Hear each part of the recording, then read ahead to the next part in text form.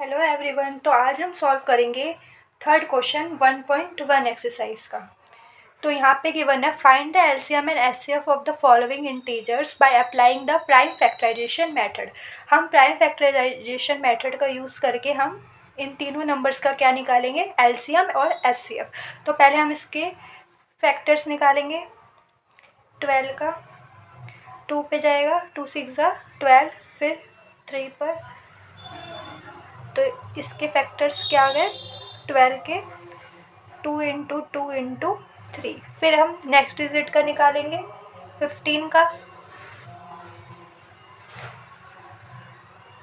ये 2 पे नहीं जाएगा, लास्ट डिजिट क्या है, ऑड नंबर है, तो 3 पे जाएगा। 3 5 जा 15 और देन 5 1 जा 5। फिर उसका निकालेंगे 21 का, last digit is odd number, तो ये किस पे जाएगा, 3 पे जाएगा, क्योंकि sum of all digit is 3 and 3 is also divisible by 3, तो 3 से जाएगा। 3 7 जा 21 एंड 7 1 जा 7, तो इसके फैक्टर क्या है 3 इंटू 7। तो 15 के फैक्टर क्या है 3 इंटू 5 एंड 21 के फैक्टर क्या आ गए 3 इंटू 7। तो एचसीएफ क्या होता है, जो तीनों में कॉमन आ रहा है, तो तीनों में कॉमन कौन सा आ रहा है 3।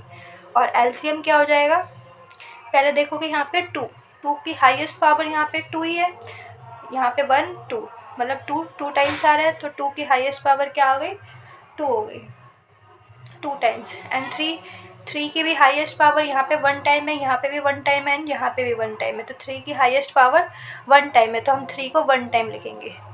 एंड देन उसके बाद कौन सी डिजिट है 5 की भी हाईएस्ट पावर 1 है और कहीं भी 5 नहीं आया, तो यहाँ पे 5 1 टाइम आ रहा है, तो 5 को भी हम 1 टाइम लिखेंगे। उसके बाद है 7 की हाईएस्ट पावर भी 1 है और कहीं भी नहीं है, तो 7 को भी हम 1 टाइम लिखेंगे। ठीक है, तो इसका एलसीएम, इसको मल्टीप्लाई करोगे तो एलसीएम क्या आ जाएगा 420। ये हमारा हो गया आंसर। तो अब हम सॉल्व करेंगे इसका सेकंड पार्ट। तो यहाँ पे भी हमें सेम प्रोसीजर करना है। पहले हम इसके क्या निकालेंगे एलसीएम 17 का। 17 एक प्राइम नंबर है, तो ये किसी के टेबल से नहीं जाएगा, सिर्फ 17 के टेबल से। 17 1 जा 17। अगेन 23 भी प्राइम नंबर है, तो ये सिर्फ 23 से जाएगा। देन 29 भी प्राइम नंबर है, तो ये भी 29 से जाएगा। तो इसके फैक्टर्स क्या क्या आ गए 17 के फैक्टर्स क्या क्या आ गए 17 एंड 1। 23 के फैक्टर्स क्या आ गए 23 एंड 1। 29 के फैक्टर क्या आ गए 29 एंड 1। तो देखो यहाँ पे हम एचसीएफ निकालेंगे। अब एचसीएफ क्या होता है, जो तीनों में कॉमन है, तो यहाँ पे तीनों में कॉमन क्या आ रहा है 1, तो एचसीएफ क्या हो जाएगा 1। और एलसीएम देखो 17 की हाईएस्ट पावर 1 ही है, 1 टाइम ही आ रहा है, तो 17 लिखेंगे 1 टाइम। फिर 23 की भी हाईएस्ट पावर 1 टाइम है, तो 23 को हम 1 टाइम लिखेंगे। एंड 29 की भी हाईएस्ट पावर 1 टाइम, तो 29 भी हम 1 टाइम लिखेंगे। अब इसको मल्टीप्लाई करोगे तो आंसर आ जाएगा 11339। ये आपका आंसर।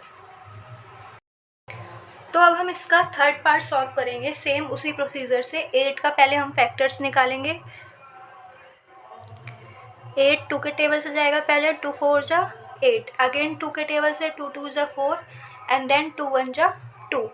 अब उसका नेक्स्ट डिजिट क्या है 9। 9 के फैक्टर्स 2 के टेबल से नहीं जाएगा, 3 के टेबल से जाएगा। 3 3 जा 9 एंड 3 1 जा 3। देन 25 के टेबल 25 के फैक्टर्स निकालेंगे। 2 के टेबल से तो नहीं जाएगा, लास्ट डिजिट क्या है एक ऑड नंबर है। 3 के टेबल से भी नहीं जाएगा because sum of all digit is 7, तो 7 is also not divisible by 3। तो अब ये 4 के टेबल से भी नहीं जाएगा। देन 5 5 5 जा 25 एंड 5 1 जा 5, तो इसके फैक्टर्स लिख लेंगे हम। 8 के फैक्टर्स क्या क्या आ गए 2 इंटू 2 इंटू 2। 9 के फैक्टर्स क्या आ गए 3 इंटू 3। और 25 के फैक्टर्स क्या आ गए 5 इंटू 5। तो एचसीएफ क्या आ गया, जो तीनों में कॉमन हो। तो तीनों में कॉमन क्या है, इसमें कॉमन नहीं है, देखो यहाँ पे 2 तीनों में नहीं आ रहा, 3 भी तीनों में नहीं आ रहा एंड 5 भी तीनों में। तो जिसमें तीनों में कोई भी कॉमन ना हो तो उसका एचसीएफ क्या होता है 1। और एलसीएम क्या आ जाएगा, यहाँ पे देखो 2 की हाईएस्ट पावर कितनी है 1 2 3, और इससे हाईएस्ट पावर कहीं नहीं है, तो 2 की 3 टाइम्स लिख देंगे हम। अब 3 डिजिट देखो, 3 की भी हाईएस्ट पावर 2 टाइम है और कहीं भी हाईएस्ट पावर इससे ज़्यादा नहीं है, तो 3 इंटू 3। उसके बाद 5 को देखो, 5 की भी हाईएस्ट पावर 2 ही आएगी, 5 × 5। अब इसको मल्टीप्लाई करोगे तो आंसर आएगा आपका 1800। तो ये हो गया आपका आंसर। अब हम नेक्स्ट क्वेश्चन सॉल्व करते हैं 4।